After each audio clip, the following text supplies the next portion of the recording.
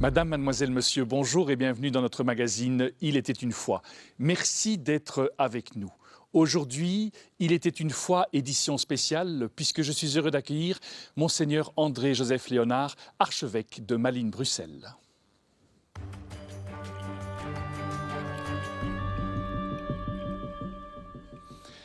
Monseigneur, bonjour. Bonjour. Et heureux d'avoir accepté notre invitation. Alors, le pape Benoît XVI vient de proclamer l'année de la foi. Qu'est-ce que c'est la foi pour vous? C'est une des trois vertus qu'on appelle théologales, parce qu'elles ont Dieu pour objet. La foi, concerne notre intelligence. L'espérance concerne notre désir, notre volonté. La charité, tout notre être. Alors, la foi, ça ne veut pas dire qu'elle est réservée aux gens dits intelligents, qui ont une grande culture, mais c'est l'acte par lequel nous ouvrons notre intelligence, quelle qu'en soit la culture, à une lumière, à une vérité qui vient de plus loin que nous. Nous faisons ça du matin au soir de la vie quotidienne, nous faisons confiance à des lumières qui viennent de plus loin que nous, mais c'est vrai aussi à l'égard de Dieu. Si nous avons des raisons de penser que Dieu nous a parlé, nous a éclairés par sa lumière, la foi consiste à ouvrir notre intelligence à cette lumière afin que notre chemin soit balisé. Alors, pour vous personnellement, comment est-ce que la foi vous fait vivre votre vie autrement?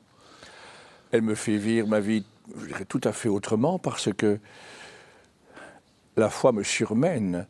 La foi va au-delà de mes capacités naturelles.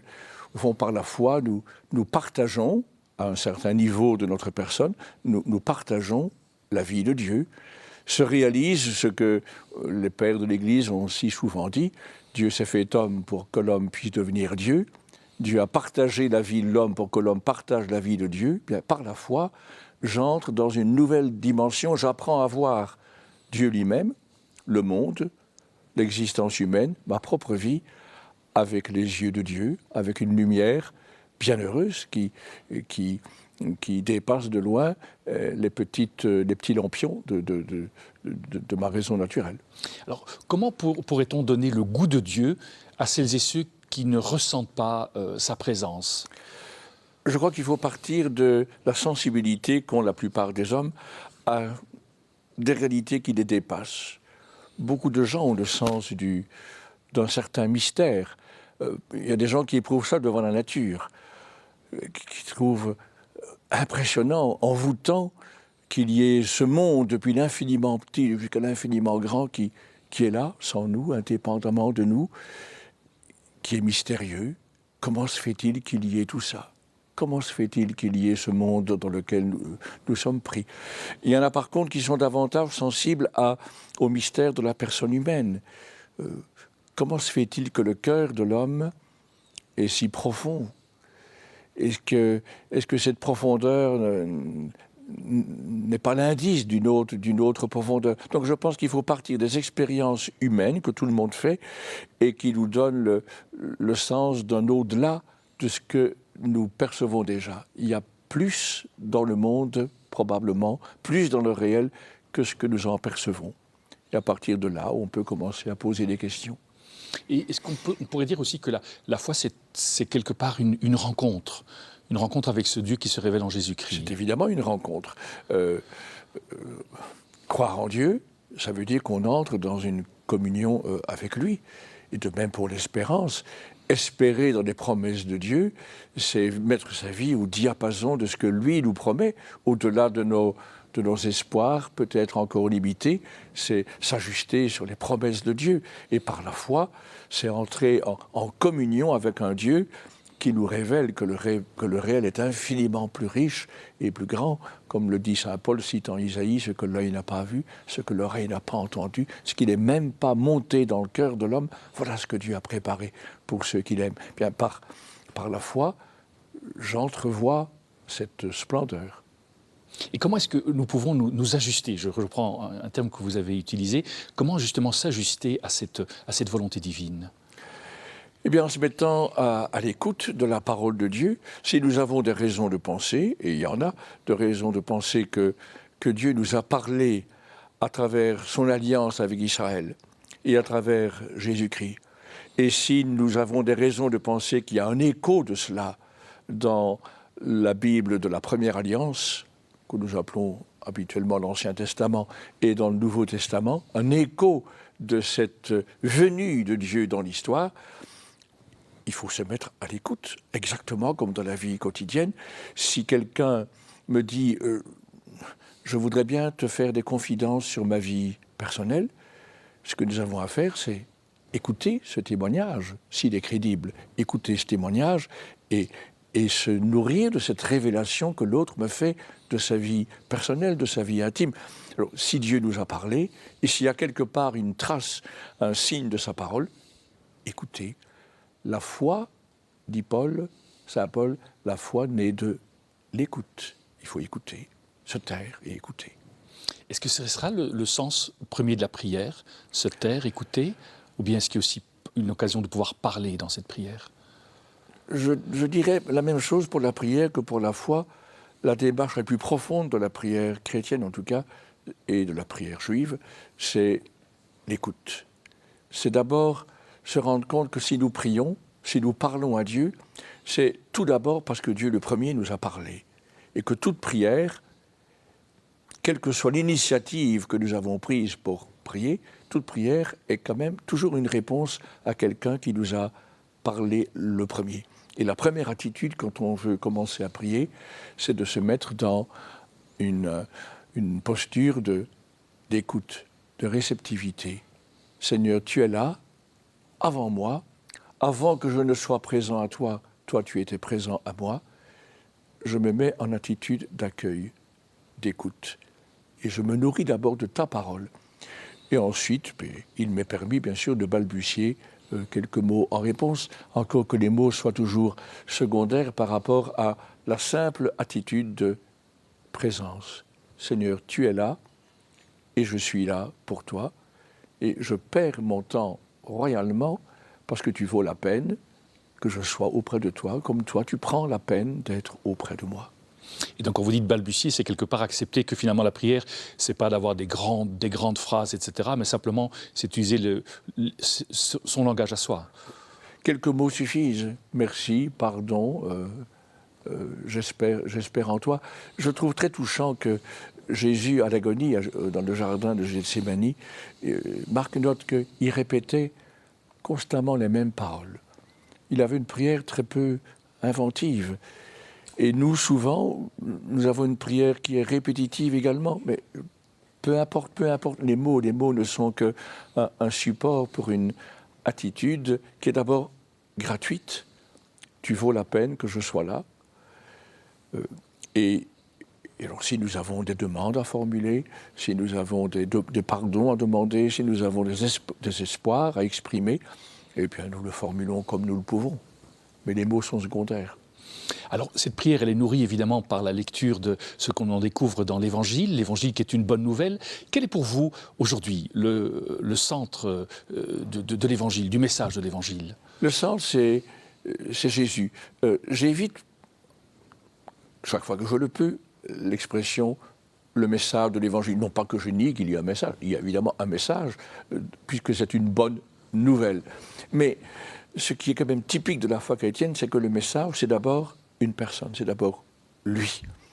Et c'est le cœur de la foi, et c'est aussi donc le cœur de ma vie. Donc, je crois que vraiment, Jésus, c'est le Fils de Dieu qui s'est fait homme. Et ça, c'est déjà une formidable source d'espérance. Parce que si Dieu et l'homme sont mariés en Jésus, ils le sont pour l'éternité. Donc, nous avons des raisons d'espérer que l'homme réussira, puisque l'homme fait désormais partie de la vie même de Dieu.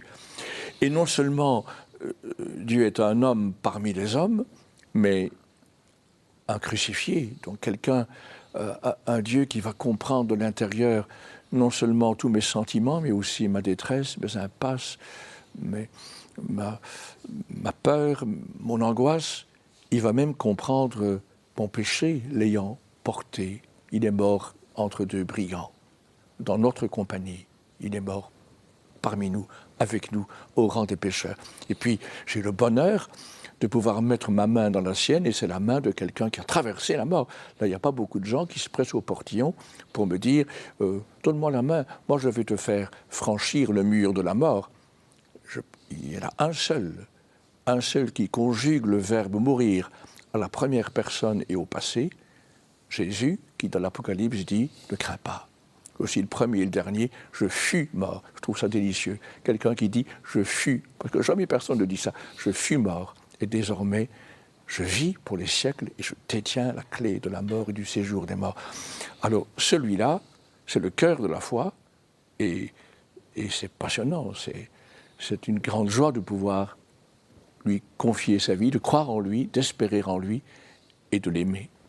Alors, vous l'avez dit précédemment, Dieu s'est fait homme pour que l'homme devienne Dieu. Et en plus, ce Dieu qui s'est fait homme nous dit dans Saint Jean, au chapitre 10, le verset 10, « Je suis venu pour que les hommes aient la vie, mais non seulement aient la vie, mais l'aient en abondance. » Alors pour vous, c'est quoi l'abondance de la vie? L'abondance, c'est, dès cette vie-ci, de pouvoir, grâce à lui, de pouvoir me nourrir d'une vie impérissable, intarissable.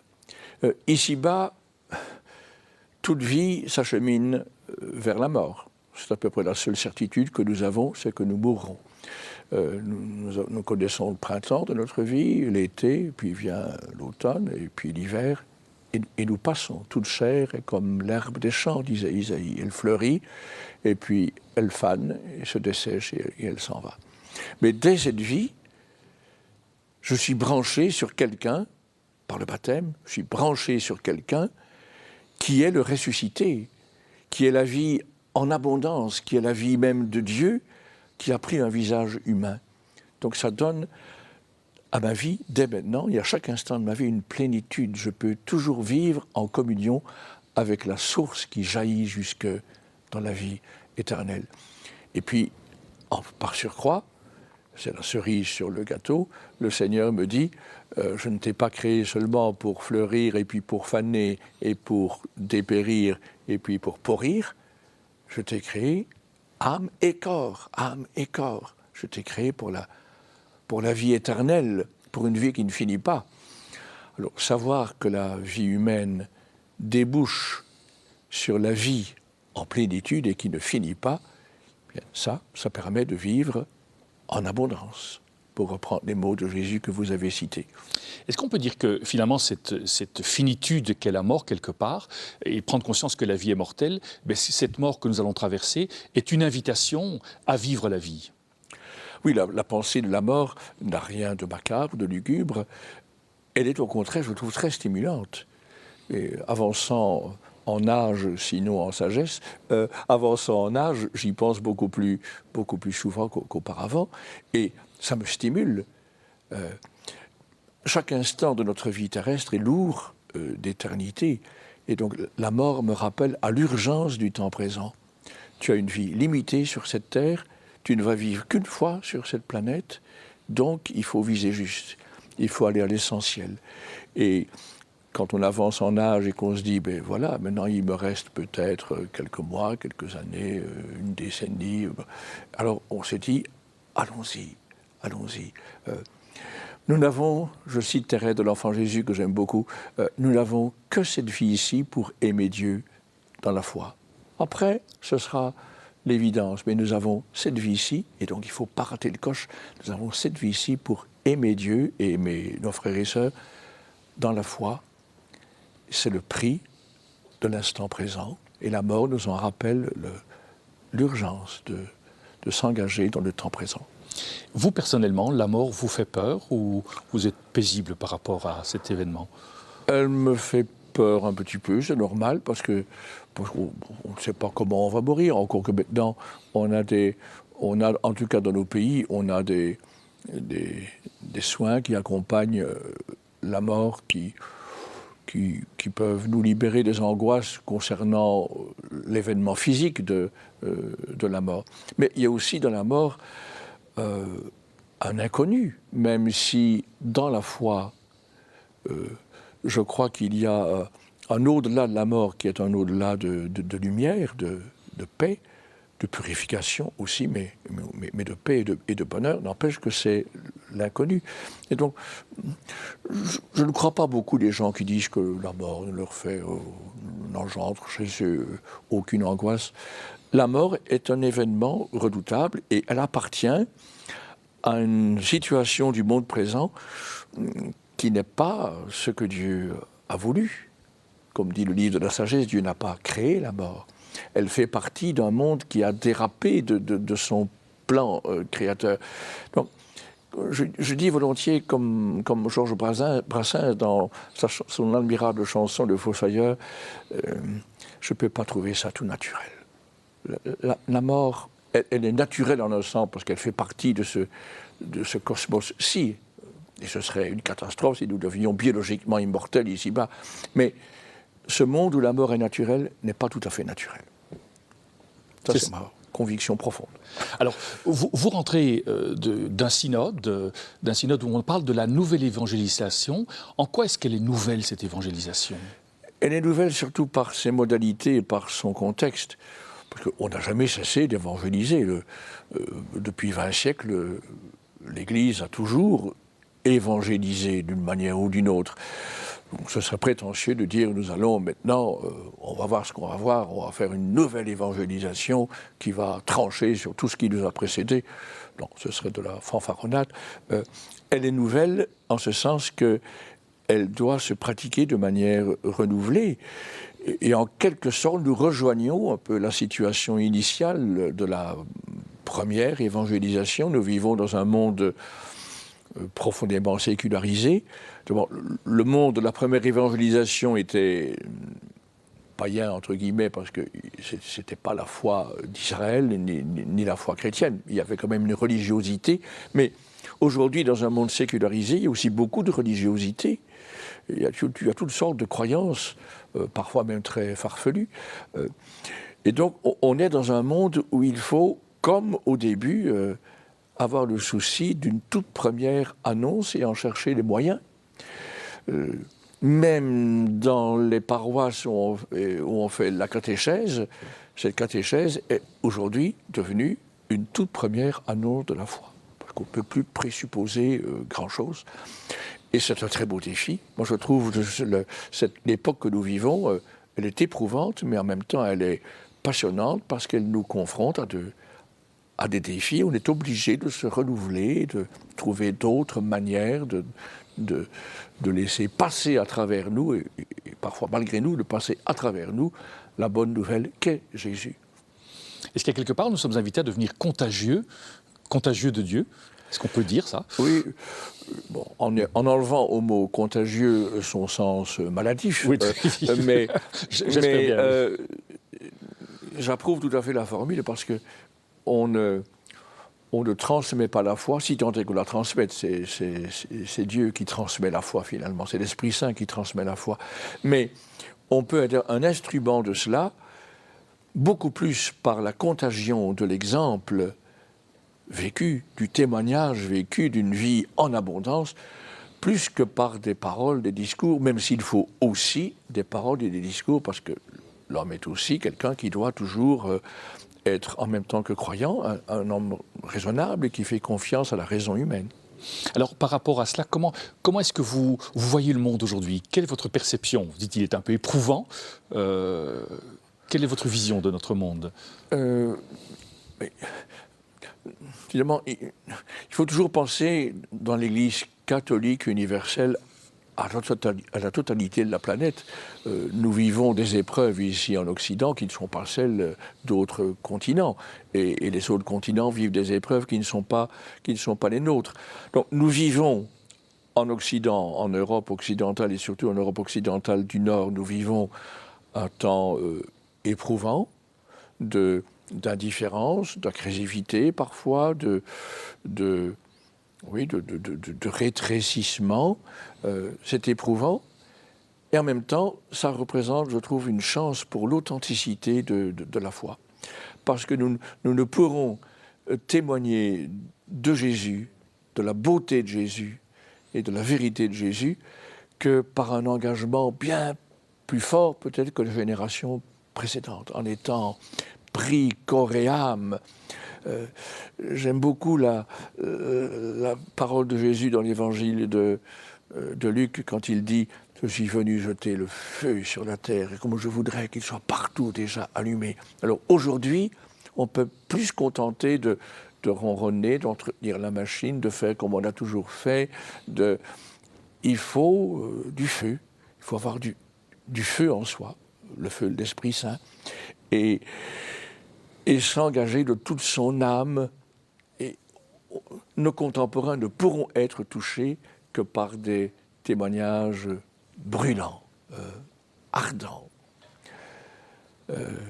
Et ça, c'est un très beau défi. Et donc notre époque je suis très heureux de vivre cette époque.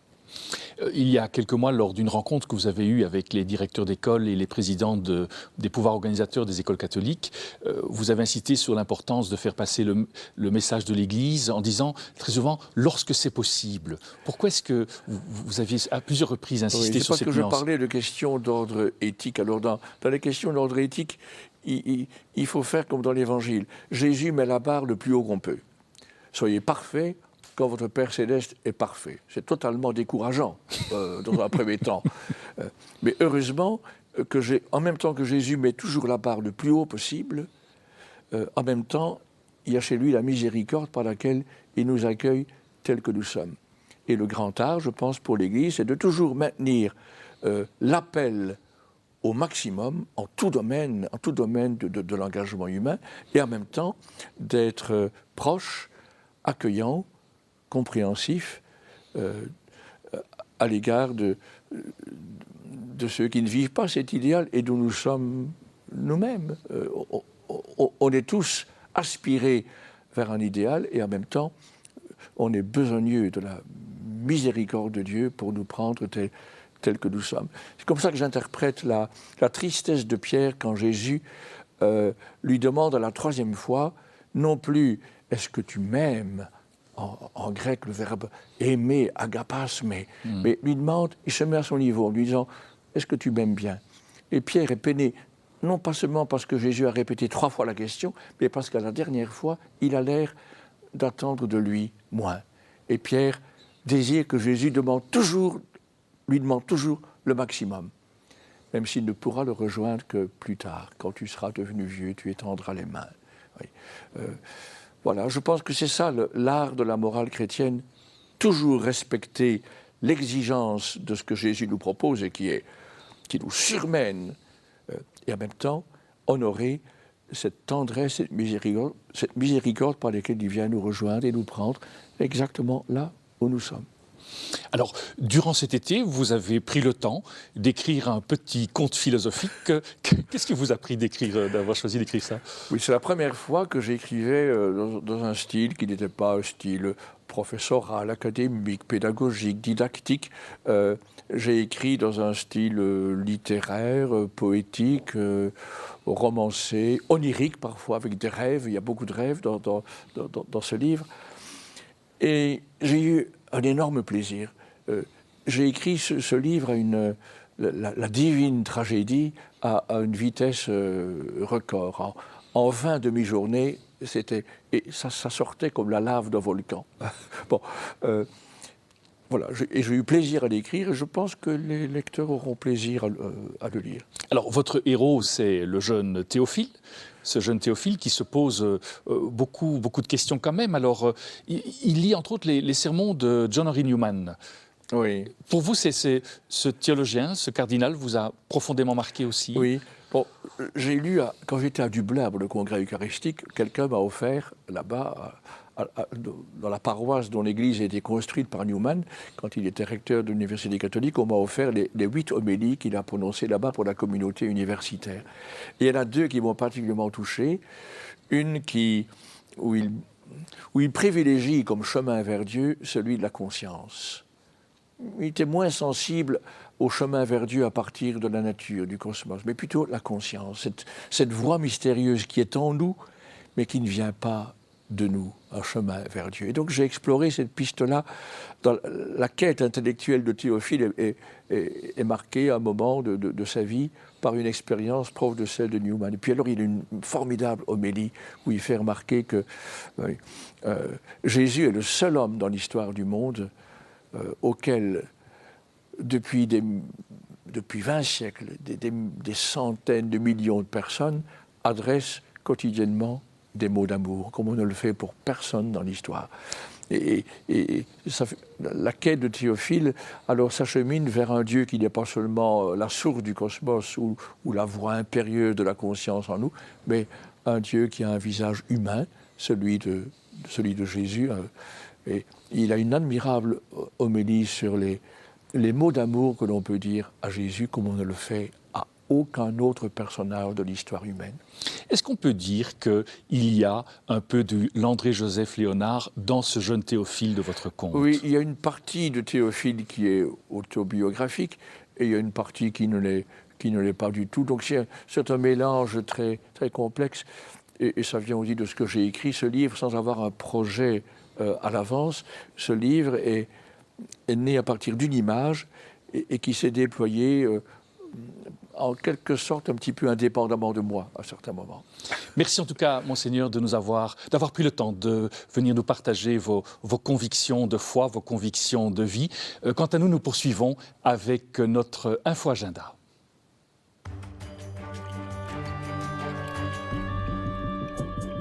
La Grand Poste de Liège est actuellement le cadre d'une exposition hors du commun intitulée « Noël en Russie des Tsars ». Les visiteurs peuvent y découvrir la petite et la grande histoire de la Russie à travers la fabuleuse aventure de la famille Romanov. L'occasion est belle, car l'année 2013 est la date du 400e anniversaire de la dynastie Romanov, qui dirigea la Russie de 1613 à 1917, année de la Révolution d'octobre. Une occasion unique de mettre en valeur l'éternelle Russie, sa dynastie des tsars, mais aussi les traditions, les villages, la culture, la religion d'un pays qui surprend et enchante. De la reproduction du palais d'hiver du tsar, considéré comme le Versailles russe, aux multiples figurines installées dans le jardin à la française, chacune portant les costumes traditionnels des différentes ethnies de cet immense pays, de la galerie des tsars aux prestigieuses reproductions de robes d'époque, un univers riche et féerique attend le visiteur à 2 pas du village de Noël de Liège. Noël en Russie des Tsars, c'est à découvrir jusqu'au 17 février sur le site de la Grand Poste à Liège. Pour toutes les informations pratiques, un site www.tsar.be. Nous arrivons déjà au terme de notre émission. Merci d'être resté avec nous. Si vous souhaitez revoir ce magazine, il est possible de le faire en allant sur notre site www.infocato.be. Au nom de toute l'équipe qui a préparé ce magazine, il ne me reste qu'à vous souhaiter une excellente journée et nous vous disons à très bientôt.